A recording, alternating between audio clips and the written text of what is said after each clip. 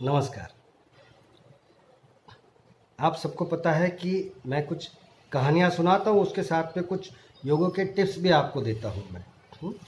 तो आज की जो कहानी है ना, वो एक जिसको हिंदी में बाज कहते हैं, इंग्लिश में ईगल कहते हैं और मराठी में उसको गरुड़ कहते हैं, जो पक्षियों का राजा कहा जाता है। उसकी रियल कहानी,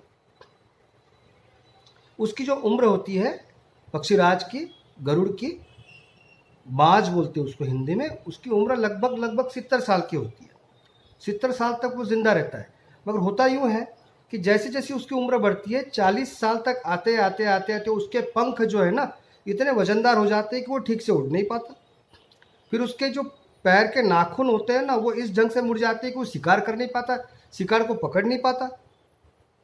उसकी चोंच इस ढंग से मुड़ जाती है, वो शिकार खा नहीं पाता है।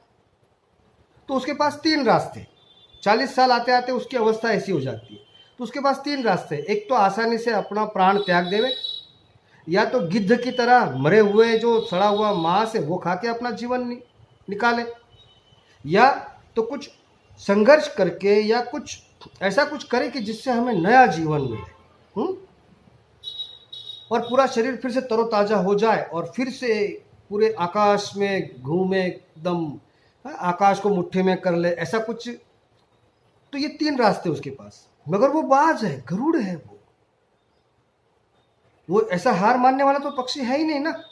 तो पहले 2 रास्ते आसान होने के बाद भी वो उसको नहीं चुनता है, तीसरा मार्ग चुनता है, वो संघर्ष का। वो क्या करता है, पहाड़ों की चोटी के ऊपर चले जाता है, ऊंचे चोटी पे, और वहाँ एक कंदराव में बैठ जाता है वहाँ पे। और बैठ के क्या करता है, अपनी चोंच पत्थर पे घसता है, चोंच को पत्थर पे मारता है। ऐसा करते करते करते करते वो चोंच को तोड़ देता है। तो चोंच टूट जाती है उसकी। नई चोंच आने का इंतजार करता है वो 2 महीने तक। लगभग 2 महीने में वो नई जो चोंच है उसको मिल जाती है, आ जाती है। शरीर अपना काम करता है। फिर इसी चोंच के जरिए वो अपने पैरों के नाखून तोड़ देता है। बड़ा कष्टप्रद है ये सब, 6 महीना रहना गुफा में, अपनी चोंच तोड़ देना, फिर उसी चोंच को 2 महीना इंतज़ार करना, उसके बाद में फिर पैरों के नाखून पूरे तोड़ देना, और फिर वो नए नाखून आने का इंतज़ार करना, और उसी चोंच के जरिए फिर वापस वो अपने सारे पंख, एक एक पंख खींच खींच के उखाड़ के फेंकता है पूरे पंख। और फिर और 2 महीने, माने नाखून आने में 2 महीने, पंख आने में 2, ऐसे कुल मिला के 6 महीना वो तपस्या करता है ऊपर कंदराओं में बैठ के। और 6 महीने के बाद उसके नए पंख, नए पैर की जो नाखून होते वो नए, और चोंच भी नई। फिर वापस गगन भरारी लेता है, आकाश में ऊंचा उड़ता है और नए सिरे से फिर से जीवन जीता है अपना एकदम। और इस ढंग से वो लगभग 70 साल तक जीता है। तो इससे हम क्या सीखते हैं भाई, हमारे जीवन में हम 40, 45, 50 साल आते आते आते हम तो नर्वस हो जाते हैं, शरीर के अंदर नाना प्रकार के रोग हम पैदा कर लेते हैं। क्या कारण है ऐसा? क्योंकि ये जीवन के भागा दौड़ी के अंदर हम अपने तरफ देखते ही नहीं है। हमारा शरीर पूरा से पैसा कमाने में, सब में हम पूरा शरीर घस देते हैं, और 50 के बाद में तो हम काम करने के लायक नहीं रहते, इतने शरीर में रोग हो जाते हैं सब। तो ये पक्षी से हमको सीखना चाहिए कि भगवान ने हमारा जीवन तो 100 साल दिया हुआ है, फिर भी हम 50-60 साल के अंदर तो हम तो राम नाम सत्य बोल देते हैं। तो करना क्या चाहिए, हमने जैसे जैसे हम जीवन जीते हैं, 50 आते आते आते हमने अपने तरफ देखना चाहिए कि हमने क्या पाया, क्या खोया, और फिर हमारे शरीर को स्वस्थ रखने के कुछ उपाय ढूंढने चाहिए, आनंदपूर्ण जीवन जीने के कुछ उपाय ढूंढने चाहिए,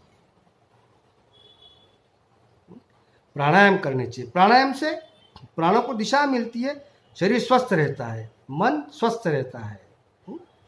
आसन करने से शरीर में लचीलापन आता है, रीढ़ की हड्डी में मजबूत होती है, पेट के जो विकार होते हैं वो खत्म हो जाते हैं। तो इस ढंग से अगर हम करेंगे अपने जीवन को, तो हम एकदम स्वस्थ रह सकते हैं।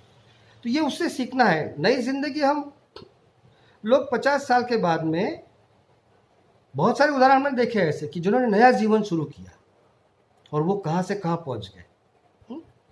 तो ये प्रेरणा है हमारे लिए। और आज का जो टिप्स है वो क्या है कि हम बाहर घूमते हैं, इधर उधर सब चारों जगह घूमते हैं, तो हमारे आंखों में धूल मिट्टी चले जाती है। शाम आते आते आते आँख जो है ना वो सब वैसी बहुत ही भारीपन आ जाता है। तो हमको क्या करना है, रात को सोने से पहले ठंडे पानी से छपकारे मारने हैं आपके ऊपर 15-20 बार, मुंह में पानी भर के रखना है और फिर आँखों पे, और फिर वो आँख को एकदम शांत ठंडी हो जाएगी, फिर आप सो सकते हैं आराम से। फिर सुबह जैसे उठेंगे फिर से मुंह के अंदर पानी पूरा भर के रखो और फिर ठंडे पानी से आँखों के ऊपर छपकी लगाओ 15-20 बार, फिर साफ करो। देखो आपकी आँखों में कोई प्रॉब्लम नहीं आएगा, आँखें एकदम मस्त रहेगी एकदम। तो ये आपकी कहानी जो आपको आज को कैसी लगी, तो इसका एक प्रश्न मैं आपको पूछता हूँ। तो ये जो बाज है तो इसने क्या ऐसा किया कि जो इसने दो रास्ते अलग से जो आसान थे उसके वो नहीं चुने उसने और संघर्ष का रास्ता चुना, तो क्या कारण था इसके पीछे? तो आप मेरे कमेंट्स बॉक्स में लिख सकते हैं। कहानी अच्छी लगी, प्रेरणाप्रद लगी तो औरों को बता सकते हैं, ठीक है। नमस्कार।